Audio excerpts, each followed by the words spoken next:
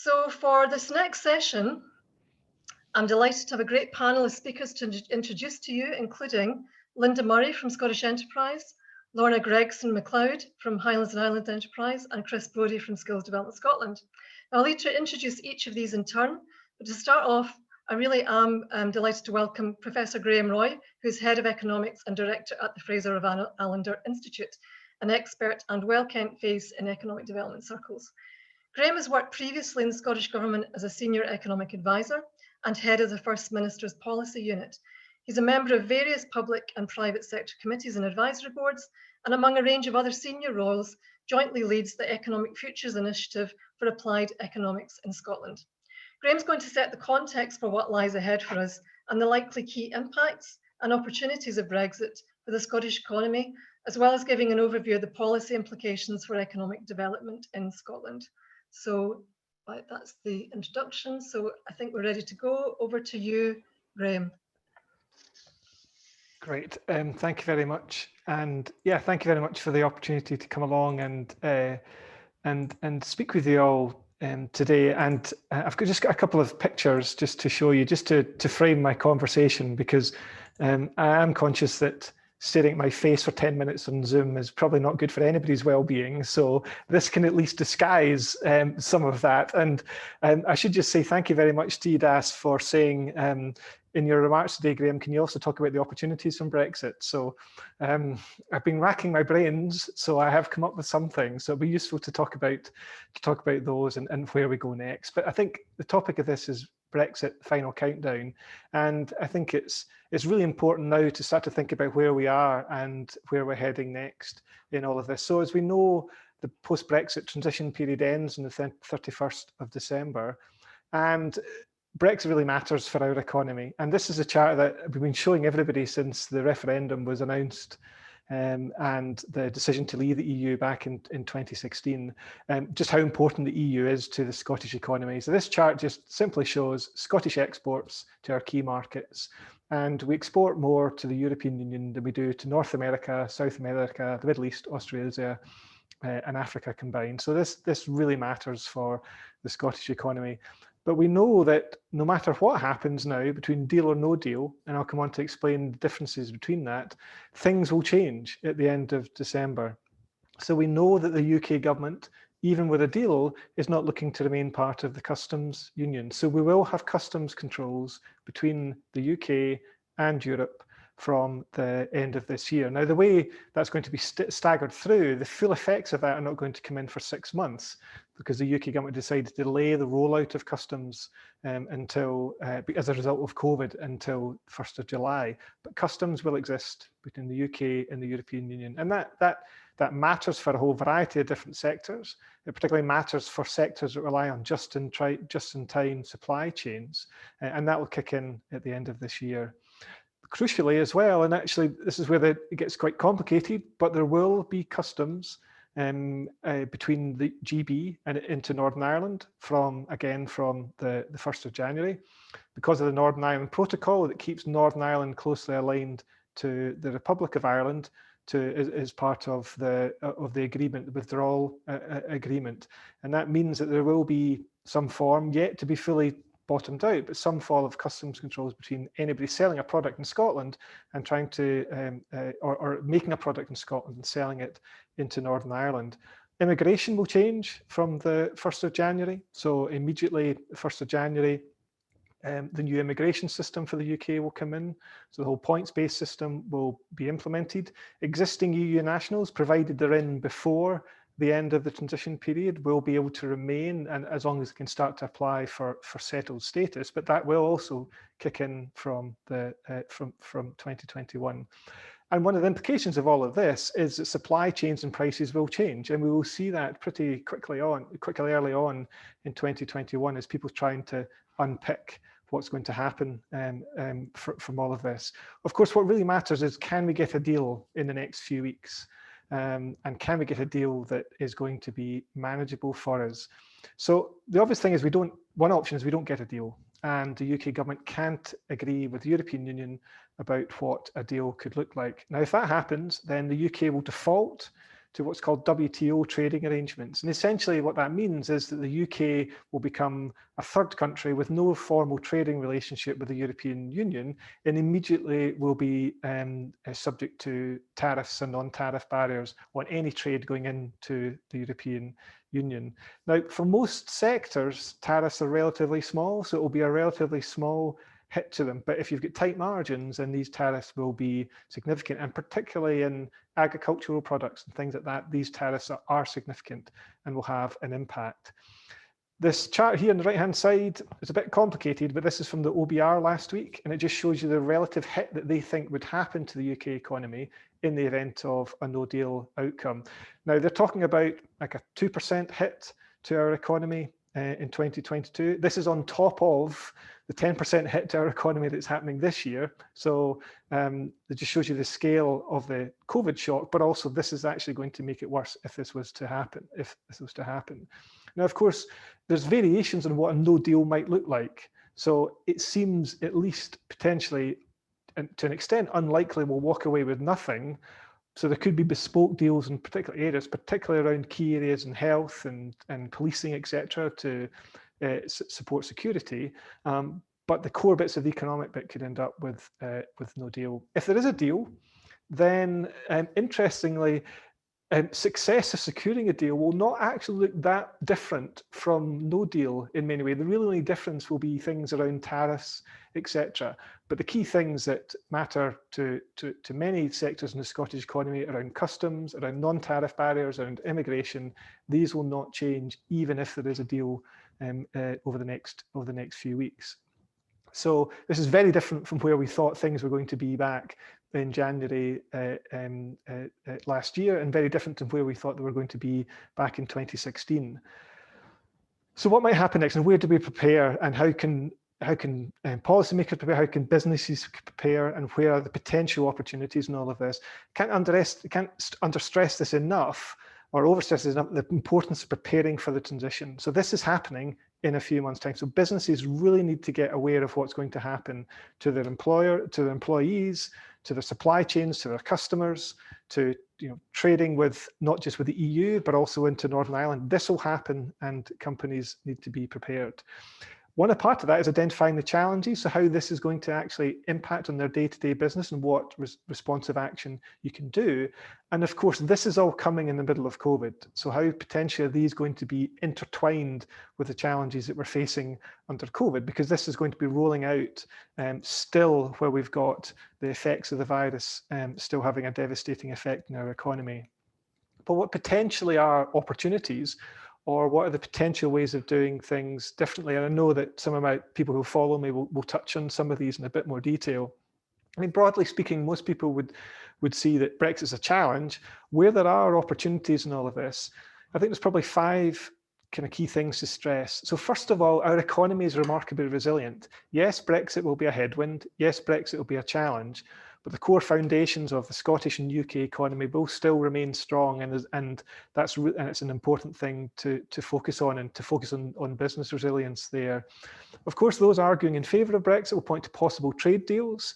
Now, whether they're sufficiently to compensate for the challenge of the EU is a very big question, but there will be opportunities in there for particular sectors and individuals. These started to roll out the opportunities to be looked at.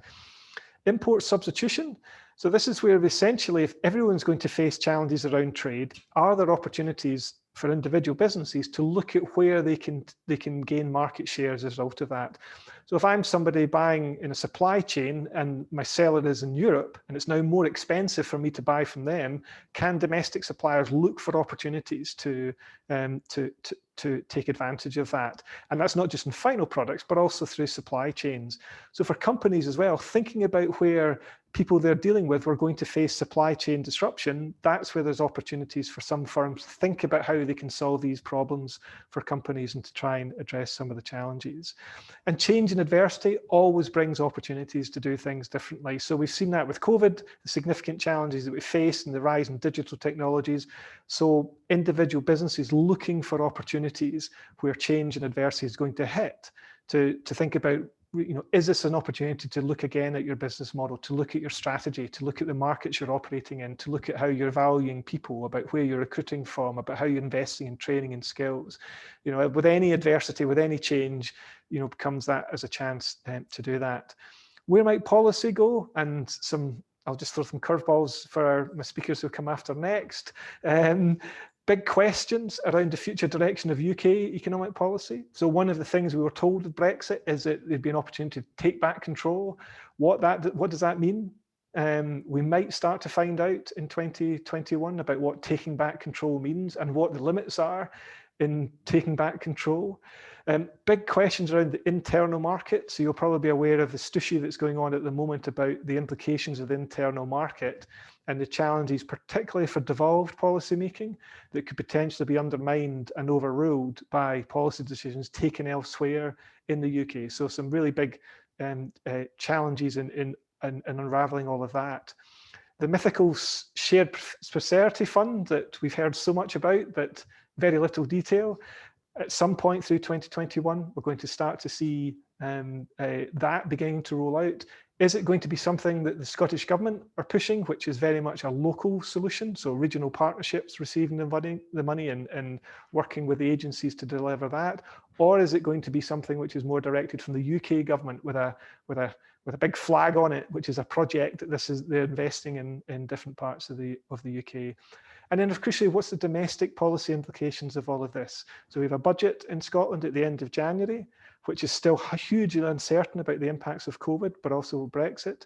We've got a Scottish election in May, where policymakers from all political parties are going to have to setting out what their strategy is for the recovery in a post-COVID world. Elizabeth was talking about the opportunities to build back in a different way. So what are we expecting to see from policymakers within Scotland? And also what happens next in the constitutional question. So as you see from this chart, consistently independents now tracking slightly ahead of those in favour of the union. So it's quite clear that whatever happens going forward, we're in for further rounds of debate around constitution, autonomy. Does that mean we'll have more autonomy within the UK coming to Scotland? Will that mean there'll be a second independence referendum? What will that mean for future debates about autonomy and choices and uncertainty, risk and opportunity? So 2021 promises to be a really exciting year, hopefully slightly quieter than 2020, but I think there's going to be some really big questions for us to look at and to work through as an economic development community as we look forward to the future. And on that, I'm more than happy. I'll hand back to you, Elizabeth, I think, to introduce the speakers. Okay, thanks very much, Graham. That was excellent. And whistle-stop tour, which was obviously what we're looking for, but a really also comprehensive summary of the main points that we do need to consider going forward. So that really was great and setting the context. Next, just moving swiftly on because I am conscious of time, we have Linda Murray, who's currently Director of Strategy for Scottish Enterprise. Linda leads Scottish Enterprise's work across 5 teams: strategy, economic and insights, global networks, Scotland Europa, and data and analytics. She leads on engaging with other policymakers and academics, exploring possibilities for collaborative working and sharing best practice. And she also co-chairs the joint Scottish Enterprise and partner agencies Brexit response and COVID-19 response steering groups. And Linda's going to respond now to what Graham has outlined from a Scottish Enterprise perspective. So over to you, Linda. Thanks very much, Liz, and thank you, Graham. There was a lot in your slides there, actually, that I can really connect with, because we've been having some of those conversations for quite a long time within Scottish Enterprise and across the partners. I think the first thing that I would pick up on is that the point that you made around there's not likely to be much difference between a deal and no deal. I think we've been still hearing from companies that they're waiting to find out what the deal will look like. And it's never a really pleasant thing to do when you're speaking not just to companies but to other people, to remind folk that the difference between deal and no deal is pretty small. And actually we should be looking at this and, I guess, planning for the worst case scenario. And if we get a deal, the actual detail of that will be something that we can work on at that stage, but it doesn't look like it's going to be any kind of a magic bullet for anybody anytime soon. I think the other thing I would reflect on what you were saying there, so it was interesting you were talking about how resilient the UK and Scottish economies are. I think one of the things that we were kind of seeing at the start of the year before we went into lockdown was actually that the economy was in a pretty kind of precarious position anyway. Some of the things that have been perennial issues in Scotland's economy, we were not making any progress on. So we were kind of not quite in a stagnation place, but we were certainly not coming from a place of a high growth, thriving economy before lockdown. And in our recent survey of some account managed businesses, actually what we are seeing in there are kind of business performance and future expectations. The responses to those kind of questions are historically low compared to what we would normally be seeing. And we're seeing about 51% of the account managed companies that we surveyed just at the start of November, thinking that the economy is going to be much weaker over the next 6 months. And only 12% are kind of potentially in your opportunity space, Graham, and are thinking that there's opportunities there for business growth. So it's looking a wee bit worse when we're speaking to companies than it might have been. Now, companies are also really challenged with some really kind of practical things, and it was great to hear you talking about the fact that they need to prepare, and that's why I'm going to talk a wee bit more about that as well. We've been urging people to prepare for a long time now, and I absolutely understand that people are quite fatigued by that idea of preparing, particularly when they're not entirely sure what they're preparing for. But as we stood the Prepare for Brexit campaign back up and put more effort back into that as things were beginning to calm down a wee bit around COVID, one of the things that we listened to the business organisations telling us is we need to focus on actions and actions that people can take now. So what we've tried to focus on are the things that companies can do, the stuff that we know now that's not going to change whether we get deal or no deal. And we're urging people to look at that now. And that may well be things like understanding your staff. That's about understanding your supply chain a bit more. And the Prepare for Brexit website's got lots of material that can help you do that. The kind of things that companies are really concerned about just now are tariffs, customs documentation, things like food labelling, and certainly almost every conversation on Brexit I've been involved in the last 2 weeks has been talking about export health certificates and the logistical challenges that we face with that. I've had lots of conversations about truckloads of langoustines and truckloads of beer, and actually how do you prioritise some of that and make sure that the perishable goods get to where they need to go to, and are we going to be sophisticated enough to be able to kind of respond to those challenges in there. So as I said, quite a lot of what's going to change we know already, and there is lots of information in there. A couple of things that are still uncertain for businesses that we need to be looking at. As I said, tariffs, but also the piece around data adequacy. I think people don't really understand the implications around data adequacy if you move data in and out of the UK into the EU, and that's something that might actually, a deal might be struck in that at the 11th hour, which is not great. I mean, I know from all the work we've been doing around COVID in recent months that, again, businesses really need as much time as possible and as much certainty as possible to be able to plan for some of these things.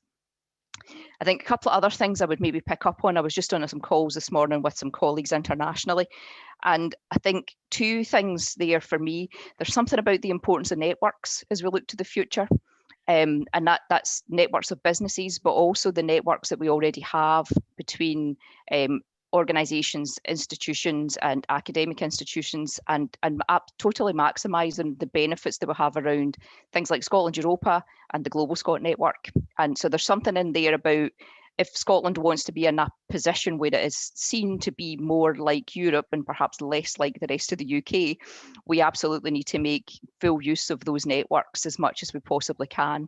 And I think the other thing that I guess I was reflecting on from the conversation this morning that I heard is that colleagues in Ireland are already starting to see that things are different for businesses there. So it's not necessarily in that space about the Northern Ireland protocol, but in the Republic of Ireland, colleagues are already seeing that when Scottish businesses are champing the door of customers that they would normally be working with and having pretty good relationships with, it's taken longer for that door to open. So there's a bit of an unwillingness now from ROI companies to engage with customers and companies here that they've had a long-standing relationship with.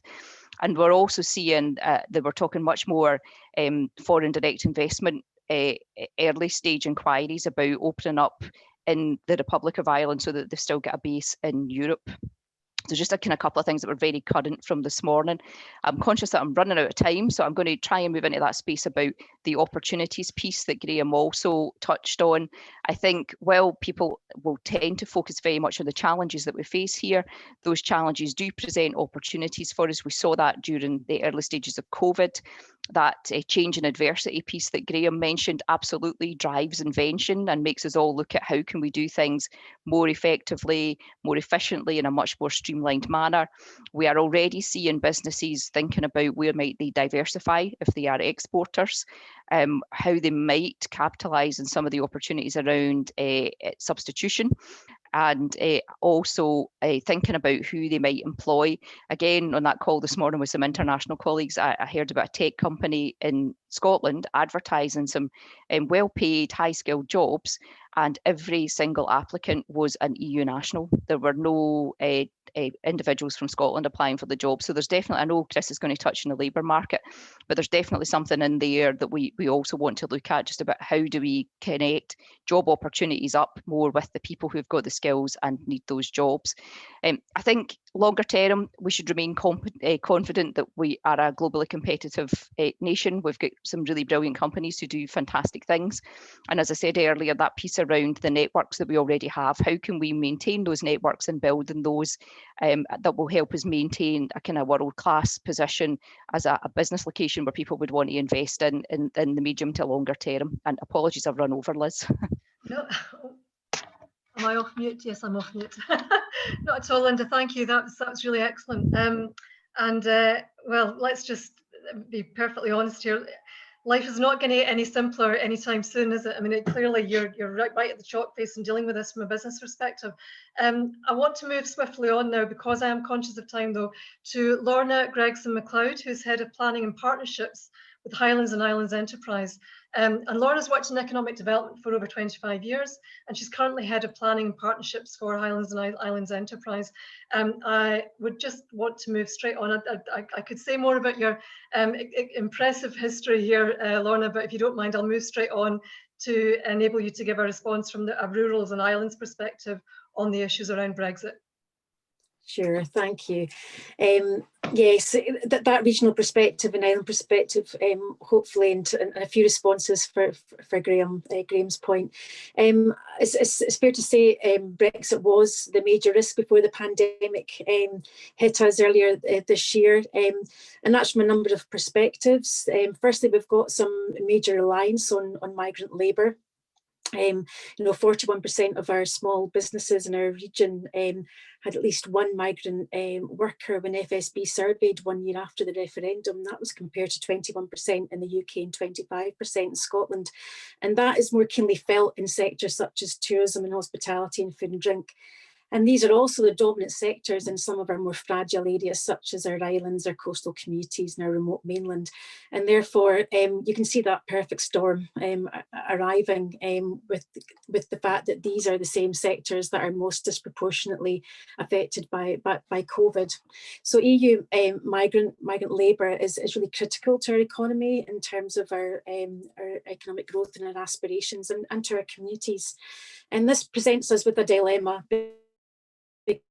because one of our critical challenges has always been population retention and attraction, and this could really be hampering progress that has been made, and so is of key concern.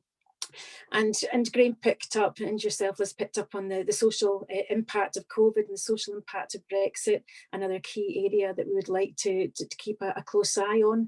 Rural areas do have increased costs of goods and services, issues with access to those, and if Brexit does impact on prices, it's another key concern that would potentially increase that disadvantage and poverty gap.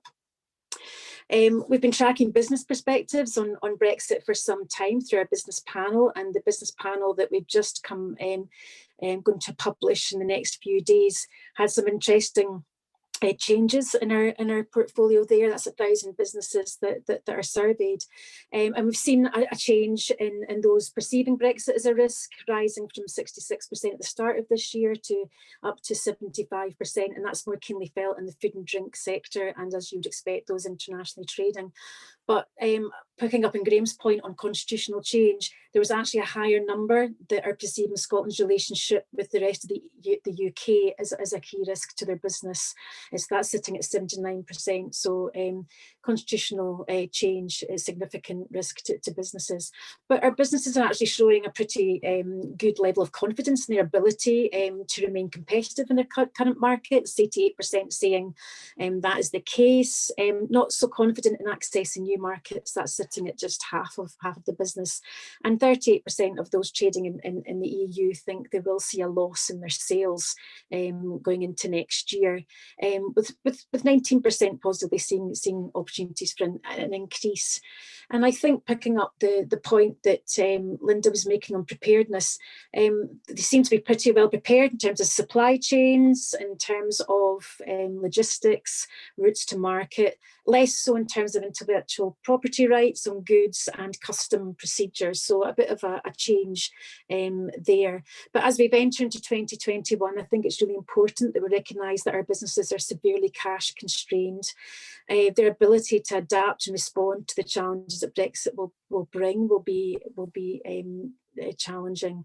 One of our major food businesses alerted us to the fact they're facing £500,000 export certification costs alone. And we're hearing that some of our businesses in our remote areas may just take a wait and see approach, and they might actually halt trading, particularly in the forthcoming months. Transport and logistics, an issue as you would expect from a regional economy the size and nature of ours, particularly concerned in the islands. If you think about the perishable goods and the value of those products, how they get them to market. And we've got a notable number of migrant workers in our ferry freight services, and so again could exacerbate things there. And I'd be remiss if I didn't touch on the primary sector, the threat of tariffs, cheap imports, the lack of certainty about the funding regimes that will replace CAP and DMFF, and the significant employers with extensive supply chains in some of our remote areas. So that knock-on impact could be pretty significant.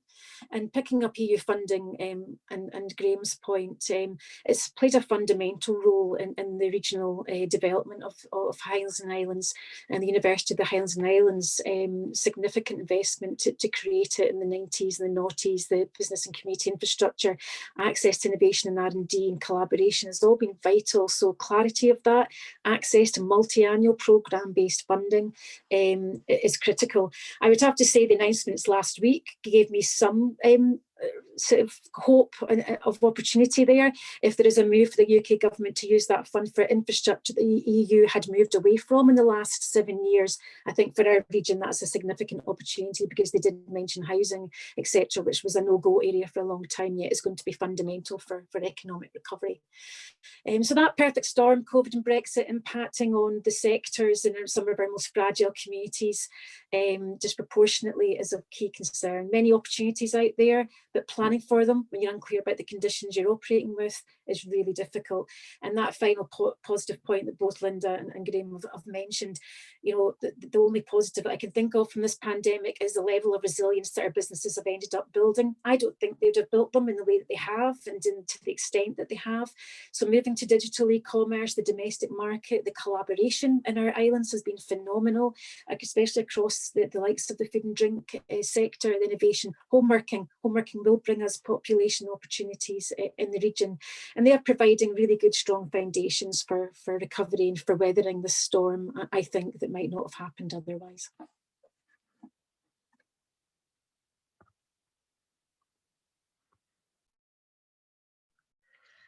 Okay, thanks very much, Lorna. A very honest account of how things are in the Highlands and Islands, and I think, as with elsewhere, I think your description of it as being a perfect storm is clearly a very candid one, and one that, you know, is not unexpected.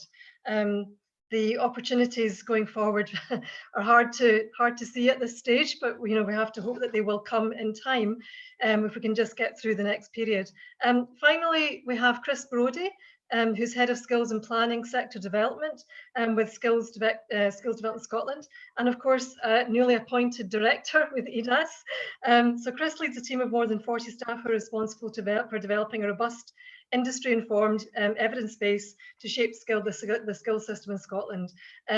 Chris, again, just for the purposes of time, I'm not going to read your whole biography, but if I can just ask you to come on now and give the response from Skills Development Scotland's perspective.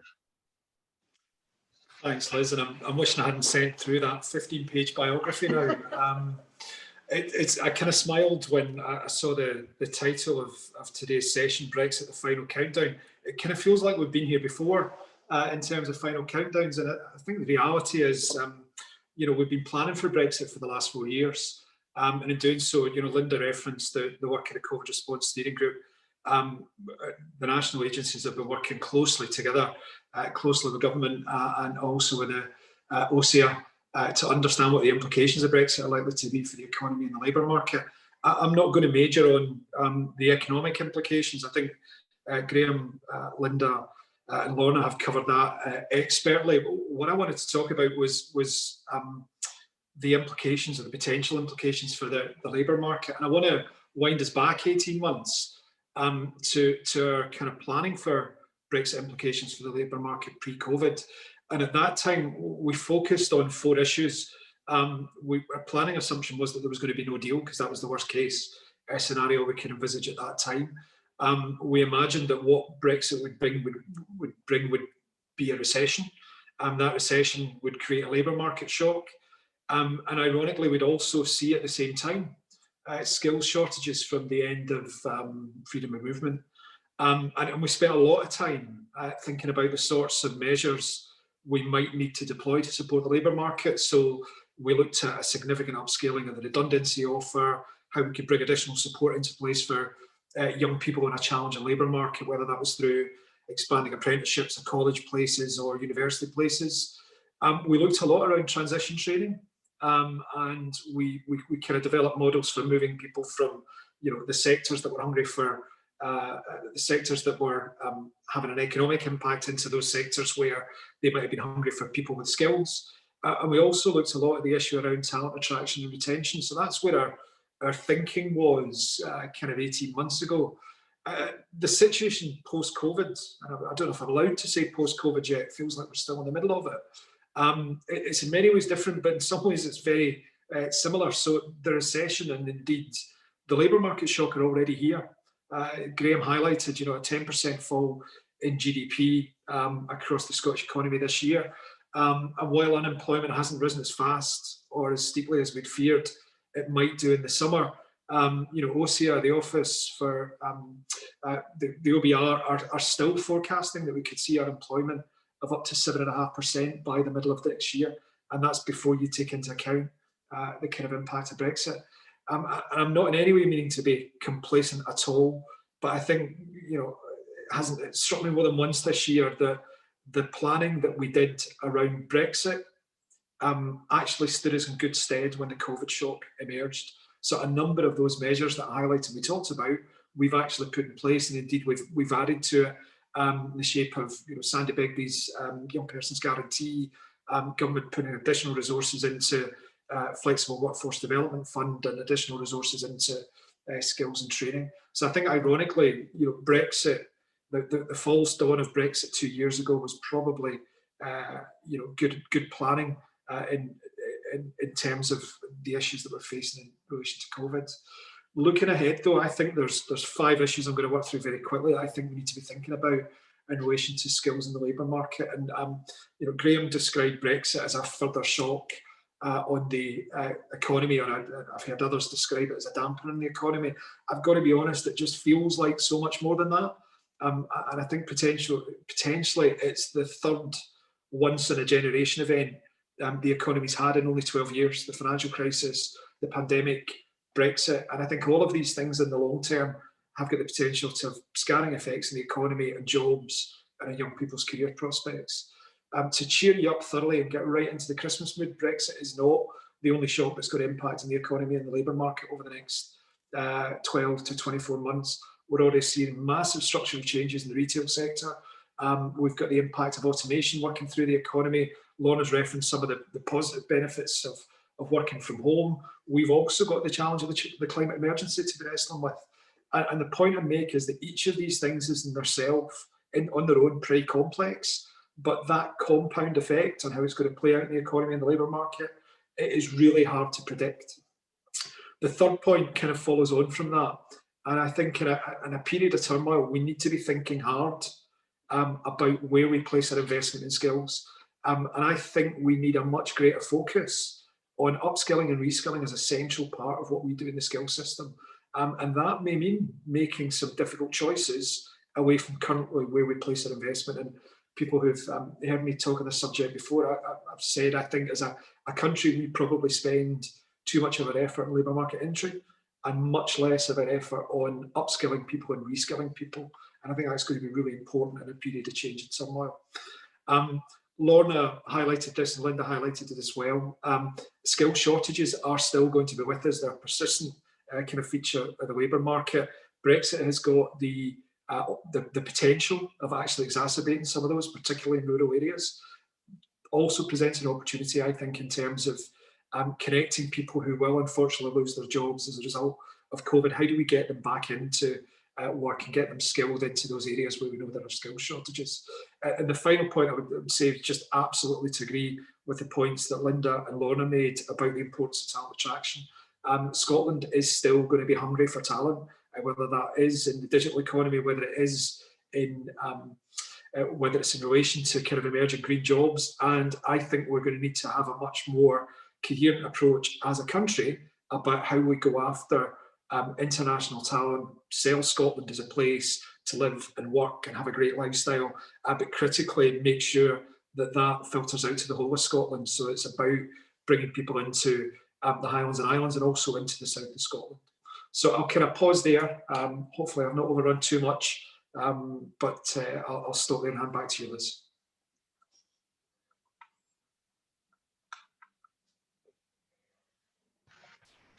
Hi there, thanks, Chris. No, this is absolutely fine. I'm looking at our chat box and I'm not seeing many, if any, questions coming through. I don't know if our speaker input has stunned people into silence. I can't see everybody on the screen, so I'm not sure if anybody's got their hands up or not. Perhaps Elaine or Alison could let me know. I think those contributions from all of you, first of all, I would want to thank you because I think each of you obviously brought a perspective from the areas that you're working collaboratively on, and Graham obviously from an academic perspective. And I kind of fully appreciate it's difficult to bring optimism right now to the debate.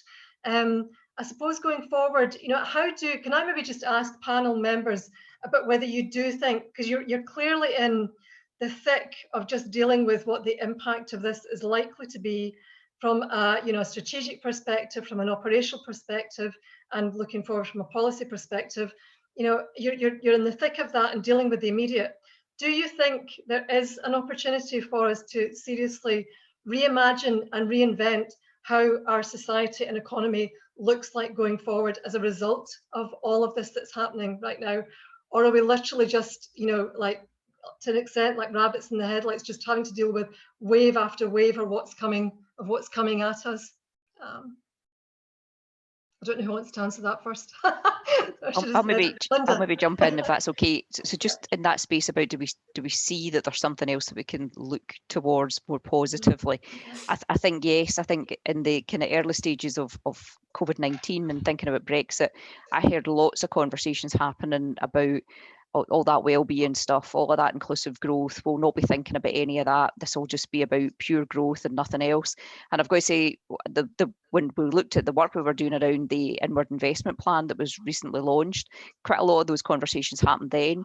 But I think the positive in there was actually we kind of worked through some of that. So maybe it was just a bit of catharsis, but we worked through some of that and actually ended up in a place where certainly all the colleagues from the agencies around the table in Scottish Government were very clear that this still had to be about the right values in Scotland.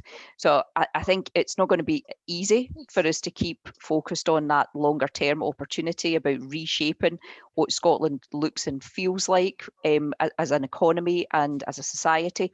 But I have seen some early signs that people are absolutely hooked into that, and it's not going to be something that people will let go very easily. Okay, excellent. Does anyone else from the panel want to come in and respond to that before I move on? Yeah, Liz, I'll come in. I don't know if I'm still muted. Yep, got you.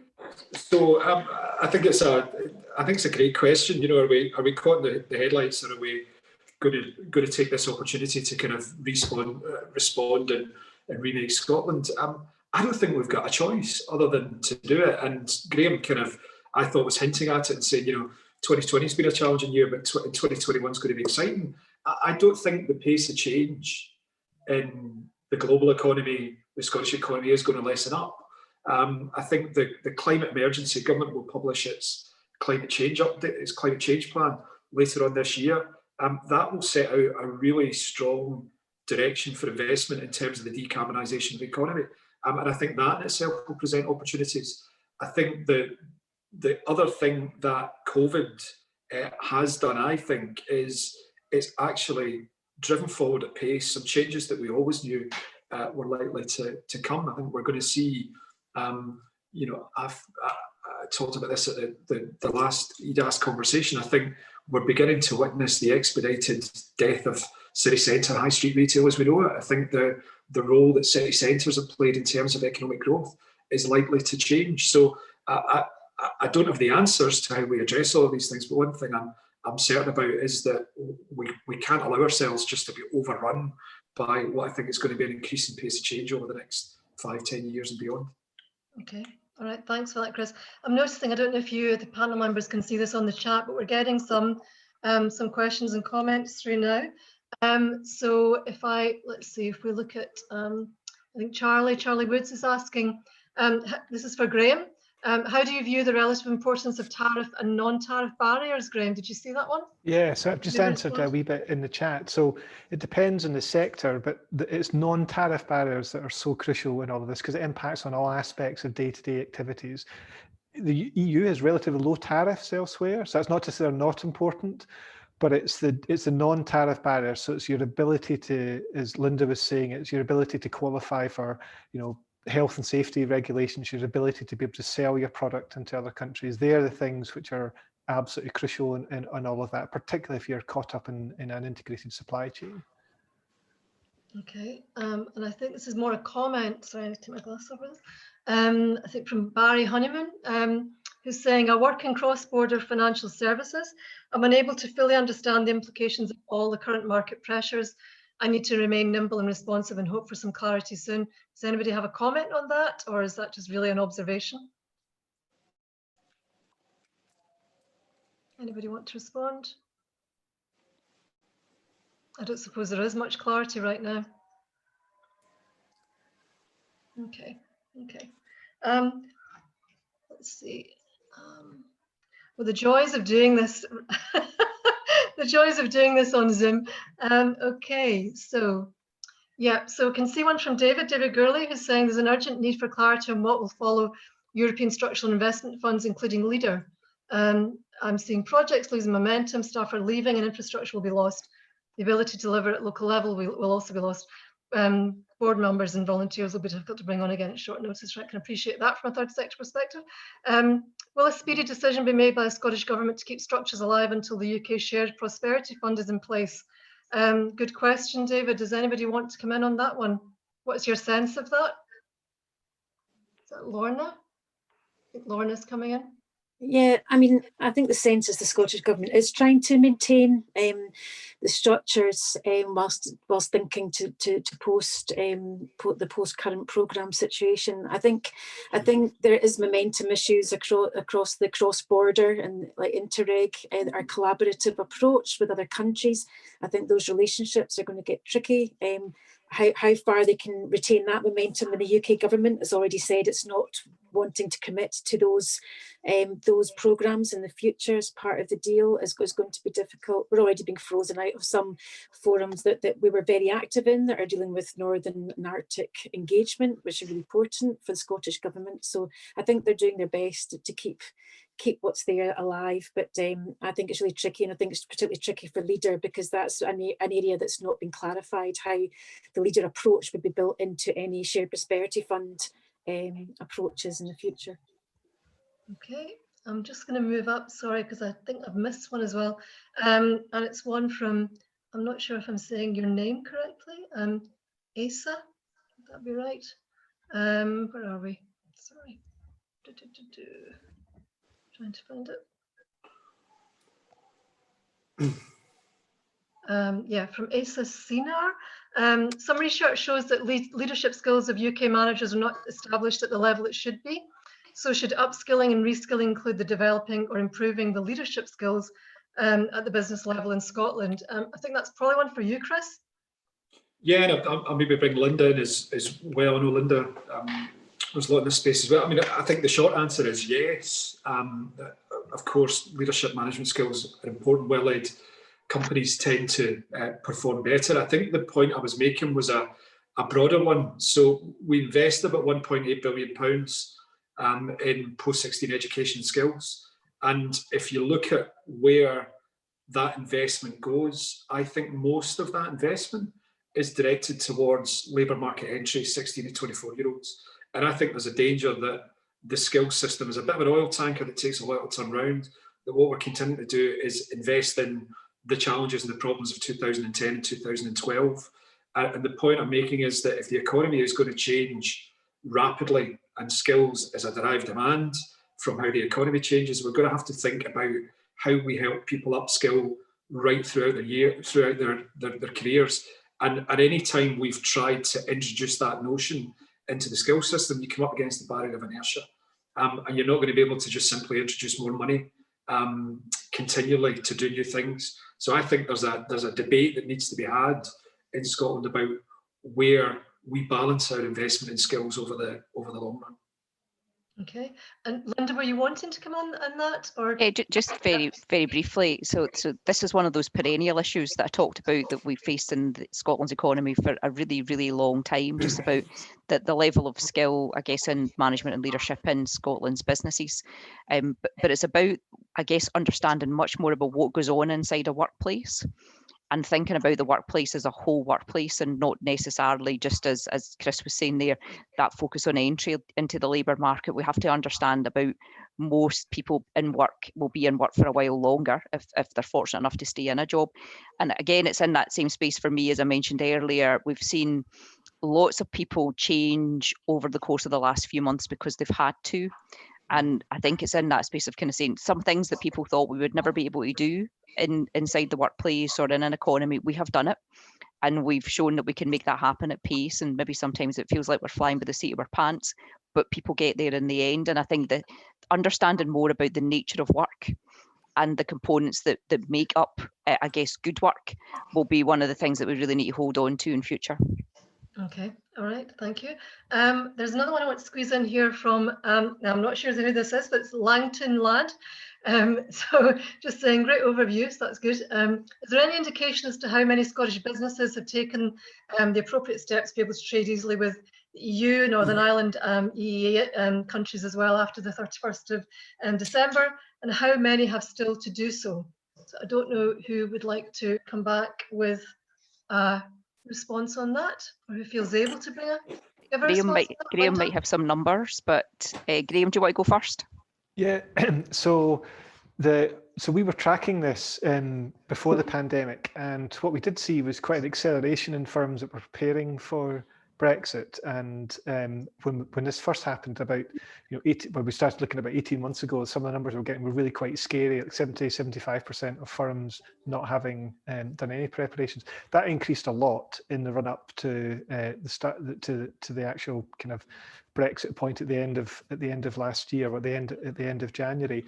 Since then, we've detected a distinct easing or slippage in firms that are preparing for this, understandably through COVID, that they're dealing with a whole variety of different aspects. So this is just one of these things that is in the to-do box, but actually getting around to it is really difficult. So I think it is a bit of a concern that, particularly the nuances on this. I mean, the comment earlier about, in financial services and cross-border stuff, that's just exceptionally difficult. It is exceptionally difficult, understanding the Northern Ireland Protocol and suddenly thinking for the first time, selling a product into Northern Ireland is now going to be subject to different rules and regulations than selling it into the north of England. So I think it's all these nuances, once we start to get into it, that will be really challenging for many businesses. So I think the short answer, I think things have improved a lot, but I think it would still be a big concern for the economy, but they're not yet ready for that. So as much as encouraging people to prepare for that, I think is absolutely crucial. Okay. Does anyone else, I'm going to round things up now. So I don't know if any of the panel feel they have anything they want to just finally say by way of any kind of closing observations or comments. I'm just giving you that opportunity. It's not mandatory, but if you feel you want a chance just to say something in closing, then you're welcome to do that. And if not, can I just thank all of you, Graham, Linda, Lorna, and Chris. These have been excellent contributions this afternoon, and we really welcome you. Every single one of you is up against it right now in terms of your time. So to take time out for us and for our membership has been really fantastic. So thank you very much. And we obviously hope to engage with you all again in the future. And clearly we'll be doing that via Chris as the new board member. I'd also like to thank obviously Elaine and Alison for organising the event and for ensuring the technology worked. But most of all, to all of you who've taken time out from your busy schedules to attend and share your views and your comments and to listen to what people have had to say. I really hope that you've enjoyed it. I hope you've got something from it. We hope to see you again soon at one of the many events that we're running. We are doing a lot of events right now online and reaching a lot more people, as you can see from those figures. We've also got now, I'm sure, just keep me right on this, Elaine and Alison, but we've got a community wealth building event that I think still has places available, and that's starting on the 7th of December, and also another COVID Conversations event on innovation, which I believe is on the 14th of December. So you can check out our website for all the details and how to register for those. But you know, we have lots that's going to be happening over the next period, and as I say, not least of all, looking at our strategy in light of all of this, all you've heard today, and obviously the ongoing impact of COVID moving forward. So thank you, everyone. A very good evening to you all. I wish we were all heading for drinks right now, but not to be this year. But stay safe and well until we do meet again. Thank you.